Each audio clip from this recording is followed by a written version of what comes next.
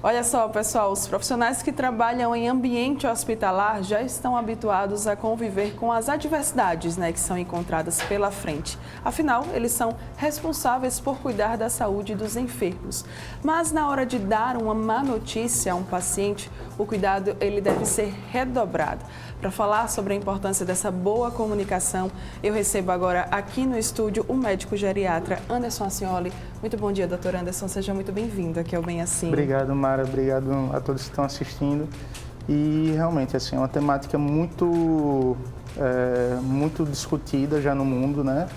A questão da comunicação. E a gente vê que, apesar disso, ainda existe tanta deficiência, né, na relação médico-paciente, nos profissionais. Sim. Então, a gente vem fazer esse alerta, né? A gente sabe que é extremamente importante, né? Dentro do que a gente fala de relação médico-paciente, dentro do que a gente fala de referência e contra-referência que se gera, porque isso é muito, além de tudo, terapêutico e faz com que a gente consiga gerar uma condução adequada do paciente, sabe? Quando o paciente ele compreende as suas atitudes, quando o paciente tira as suas dúvidas.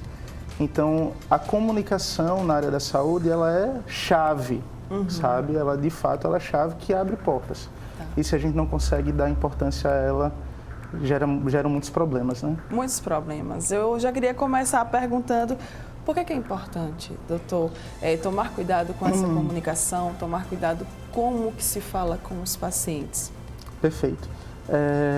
Como geriatra, né, eu atuo na área de geriatria e na área de cuidado paliativo.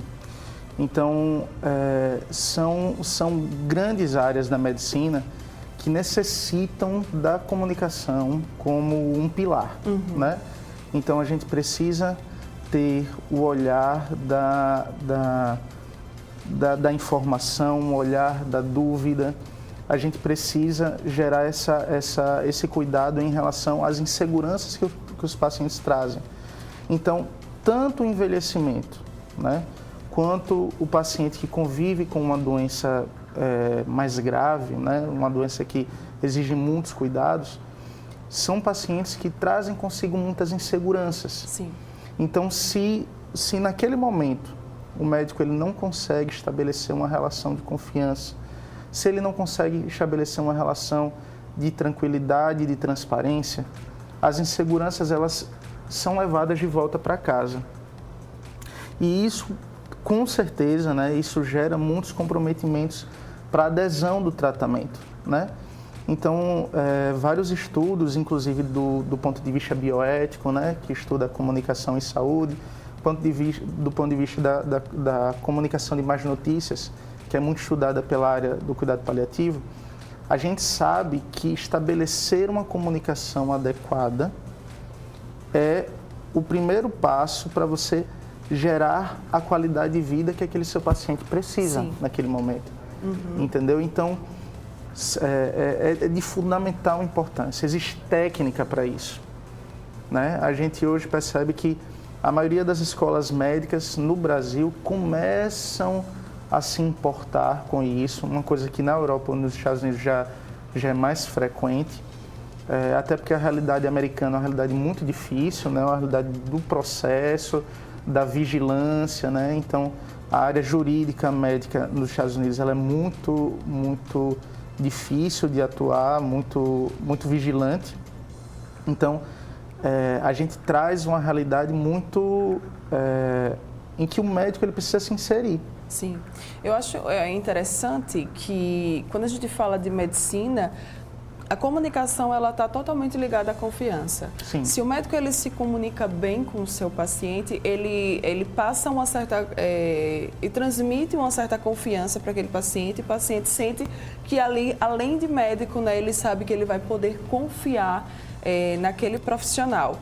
E hoje a gente tem visto enfim, muitas pessoas nessas essas reclamações elas são até bastante de conhecimento do público, que tem havido pouca comunicação entre médicos e pacientes nos consultórios, né? As pessoas elas chegam e elas sentam e o médico o que é que você tem, o que é que você está sentindo, ok, vamos fazer isso daqui. E eu vejo muito a medicina como algo humano. Exato. Eu acho que precisa entender preciso que ser tem um humano. outro humano, isso, exato, ali do outro lado. Tá faltando isso, doutor? Na verdade, a comunicação estuda o simples fato de se existirem duas pessoas, né? Como você, jornalista, estudou, entende a comunicação, são duas pessoas gerando um processo de informação, de um conteúdo, né? Sendo que a grande diferença é que existe alguém que está mais fragilizado nesse momento, né? E essa fragilidade, ela precisa ser percebida e precisa ser validada. Então, já que eu, como profissional, estou validando essa fragilidade, eu preciso fazer com que essa fragilidade não piore conforme as minhas informações.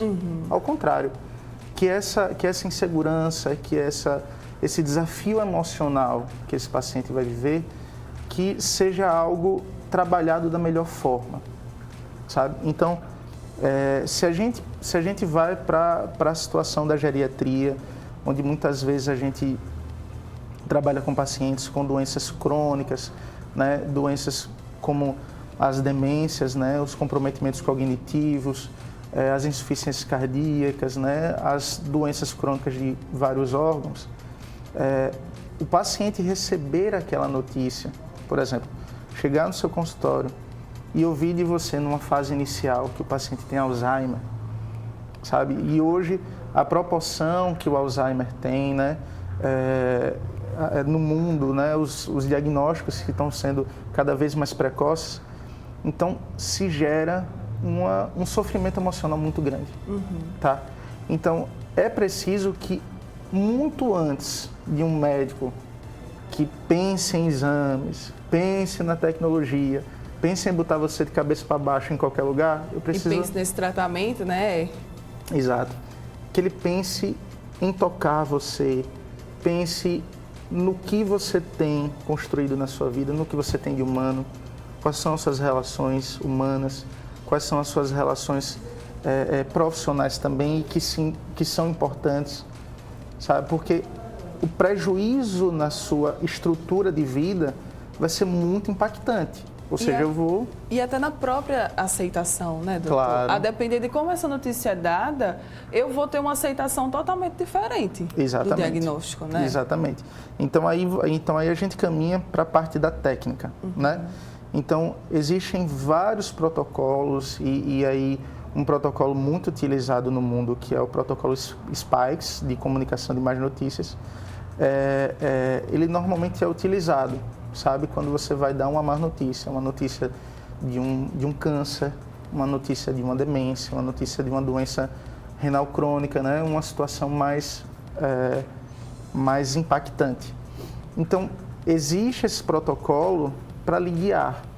Você precisa encontrar o paciente numa situação mais tranquila, você precisa fazer com que o paciente, ele, naquele momento, escute o que você quer dizer.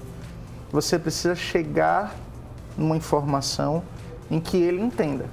Não adianta eu começar a falar de marcador, começar a falar de exame, começar a falar de biologia molecular com uma pessoa que não vai entender isso. Que não vai entender esses termos técnicos, né? Claro, na verdade, eu não estou entendendo, vai me deixar mais inseguro, né? O meu medo vai aumentar. Puxa, isso é tão difícil. Ao contrário, eu preciso ser transparente, verdadeiro e falar no nível da informação que ele é capaz de ouvir. Sim. Né? Então, apesar disso, existe uma técnica muito importante nesse protocolo, que é a técnica do convite. Eu preciso saber se o paciente quer saber. Ele pode não querer saber. E é um direito bioético, né, do portador, do paciente saber ou não, se ele quer ou não. E aí essas situações, elas são bem interessantes quando elas ocorrem, sabe? Quando você vê que às vezes o paciente, ele quer saber, gera aquela dúvida, está intrigado, né? Como a gente fala aqui no Nordeste. E às vezes a família não quer que o paciente saiba. Sim, fica, né, com as preocupações. Isso é uma questão muito comum. Existem situações mais raras e às vezes quando ocorre alguns conflitos de interesse na família, onde a família quer que o paciente saiba de qualquer jeito para que ele venha a aderir ao tratamento, sabe? Às vezes o paciente não quer saber. Mas essa é uma situação mais rara. O mais comum é a família não querer que o paciente saiba. Evitar, né? Olha, doutor, se o senhor contar isso para ele, ele vai entrar numa depressão profunda.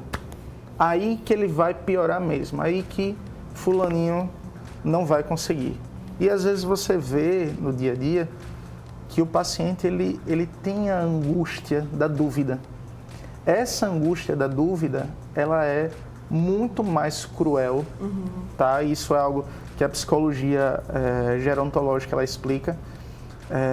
A angústia da dúvida ela é muito mais cruel do que a informação que você trabalha e que gera um processo de aceitação com o passar do tempo. Sim. Tá? Doutor Anderson, é difícil dar más notícias para os pacientes? Muito difícil. E é muito comum, tá aí o nosso apelo mundial, né? É muito comum que os médicos fujam disso. Sim. Entendeu? Então, se você não tem o preparo adequado, se você não tem um nível de treinamento que pode ser tanto nas universidades, né, nas faculdades de medicina e também gerando entendimento sobre as outras áreas da saúde, que também coparticipam disso, né? Se você não tem esse treinamento e você vai para o campo de trabalho, sabe, é muito difícil, é muito torturante para a gente. A gente chegar, por exemplo, tá dando um plantão, o paciente vem a falecer no plantão e você tem que sair e a família olha para você, doutor. E aí? E aí? Como é que tá fulano? Tá bem? E aí você vai gerar essa dificuldade. É muito comum, inclusive, Mara, no Brasil, né, a gente vê situações em que a psicologia, o pessoal chama a psicologia para dar má notícia, mas isso é função, bioeticamente falando, do médico. E às vezes o médico não tem esse preparo, essa naturalidade, porque é algo que deveria ser da profissão médica, né? Pois é. Bem, poderíamos passar aqui amanhã, né, conversando sobre esse assunto.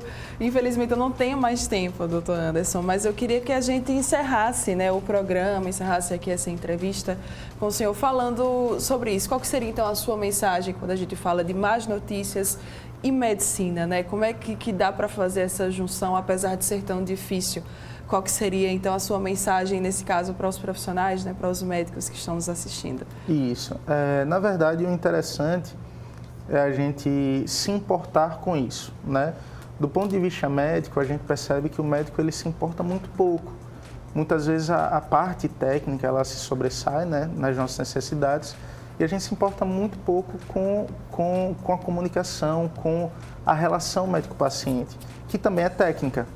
Então, para isso, né, a gente está desenvolvendo, né, alguns cursos, algumas capacitações, para que a gente possa discutir sobre isso, para que a gente possa elencar, né, alguns problemas da nossa realidade, tá? E que vão gerar não só problemas psicológicos, né, do ponto de vista do paciente, mas podem gerar, inclusive, problemas jurídicos, né? A gente está caminhando para a era dos processos. Então, convido vocês, né, a estar discutindo sempre nas faculdades.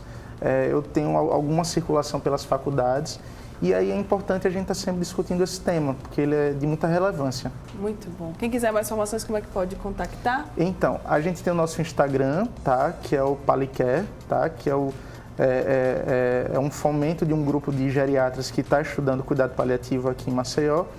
E eu circulo por todas as universidades, o pessoal todinho já me conhece. Já conhece. Mas podem entrar em contato comigo. Muito bem, então Palicare, né? Palicare, isso. Palicare, não falar assim, né? Porque em inglês, @Palicare. @Palicare. Então você pode ir lá se você quiser saber mais informações, tá? Principalmente se você é da área. Muito obrigada, doutor. Obrigado, Mara. Muito obrigado. Muito sucesso para o senhor, enfim. E é isso, né? Que a gente pede que os médicos, eles realmente se humanizem mais na hora de dar essas notícias. se qualifiquem. Eu acho que esse é o melhor caminho. Certo? Exato. Obrigada, tá? Obrigado. Bom dia. Você que está aqui ligadinho com a gente, muito obrigada também pela sua presença, pela sua companhia. Nós voltamos amanhã, tá? Aqui com Bem Assim, 9h30 da manhã. Mas você vai continuar acompanhando a nossa programação. Tchau, tchau e até mais.